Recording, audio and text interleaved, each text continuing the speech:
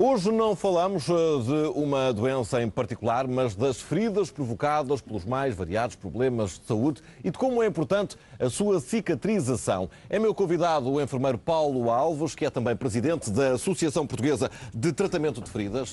Seja bem-vindo. Muito bom dia. É verdade que o sucesso dos tratamentos passa muito pela nutrição? Sim, sem qualquer dúvida. É por vezes, muitas vezes, ou se quisermos, negligenciada. Isto é, mesmo os próprios profissionais de saúde não dão o devido valor à nutrição.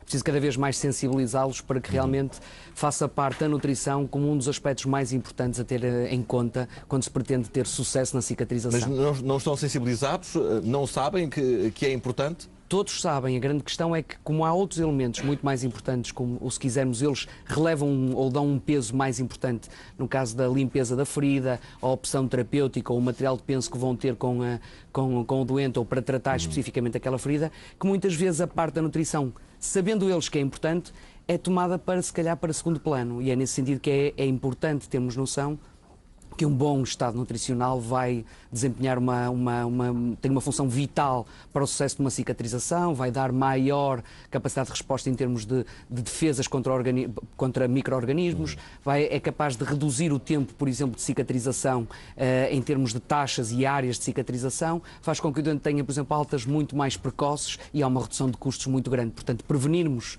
ou fazendo com que o doente tenha um bom estado nutricional, conseguimos reduzir todo este tempo e fazer com que o doente tenha muito melhor qualidade de vida. Como é que isso faz? Como é que se leva um doente à partida mal nutrido a melhorar a sua nutrição no período em que está? Presumo que estejamos a falar no período em que esse doente está em treinamento. A nutrição pode ter aspectos relevantes, tanto na prevenção como no tratamento. Se falamos especificamente durante o internamento, ou até, porque as feridas não acontecem só em ambiente hospitalar, podem acontecer exatamente em ambiente domiciliário.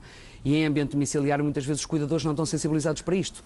É necessário... Portanto, esta sensibilização tem que passar para lá dos profissionais de saúde também. Exatamente. Cabe aos profissionais de saúde identificar estas áreas, chamar a atenção aos cuidadores informais de que eles têm que tomar algum cuidado, nomeadamente com as dietas que os doentes estão a fazer, e nesse sentido é importante que uma equipa multidisciplinar possa desempenhar a sua função, quer em ambiente de internamento, como lhe tinha dito, como também em ambiente domiciliário.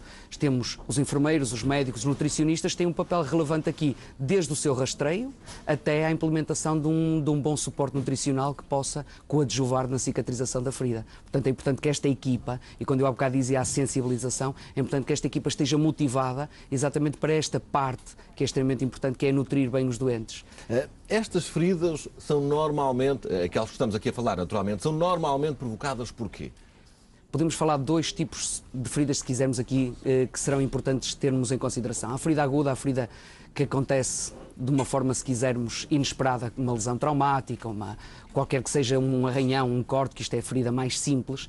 O processo de cicatrização, normalmente nós não precisamos ter muitos cuidados, todos nós já nos cortamos, já nos arranhamos e acabamos por cicatrizar facilmente. Se calhar falamos aqui numa componente mais específica e se quisermos também dentro das feridas agudas, por exemplo, uma ferida cirúrgica, após a cirurgia, se o doente não estiver bem nutrido, vamos ter alguma complicação em nível cirúrgico, em nível de rápida cicatrização, e quando falamos mais especificamente de feridas crónicas, então aqui tomamos um peso realmente relevante. O caso das úlceras de perna, as úlceras de pressão, o pé diabético, feridas crónicas, cuja nutrição tem aqui uma importância fundamental.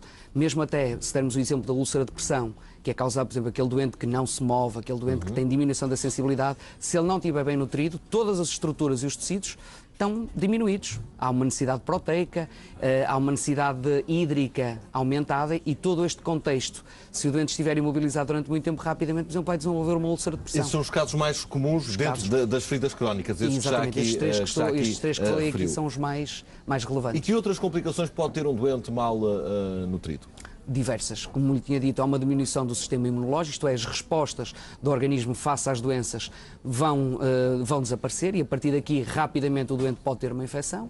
As taxas de cicatrização, como lhe dizia, em termos de tempo de cicatrização vão ficar muito mais aumentadas e, como é óbvio, os internamentos vão ser muito mais prolongados, aumentando todos os riscos potenciados com um internamento hospitalar, como é óbvio.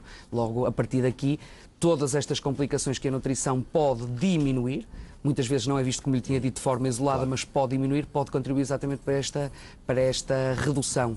E, nomeadamente, quando nós falamos em ambiente hospitalar, podemos falar de outras situações, a dieta, suplementos nutricionais que podem ser dados aos doentes. Portanto, tudo isto tem que ser tido em conta para conseguirmos, que se calhar, poupar, e já que falamos de poupar, será importante reduzir, isto é, prevenir, a fim de depois termos que gastar muito mais. Reduzem também os custos na saúde, naturalmente, se os doentes forem tratados de forma mais célere. São razões mais suficientes para esta sensibilização aumentar, não só ao nível dos profissionais de saúde, mas também dos cuidadores em casa, como aqui deixou bem claro. Agradeço a sua presença na edição. Muito obrigado. Foi um gosto recebê-lo.